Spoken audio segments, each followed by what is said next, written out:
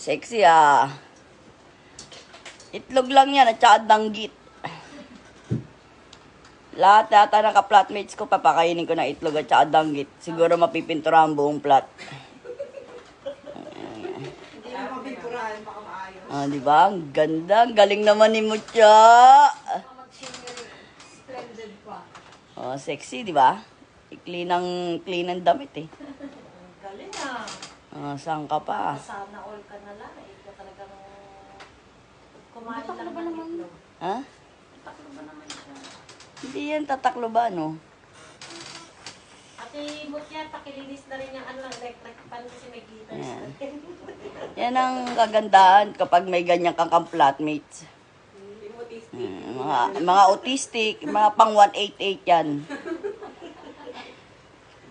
Sabi ko sa'yo, ikaw na kumuha kay ano eh, para may ano na eh.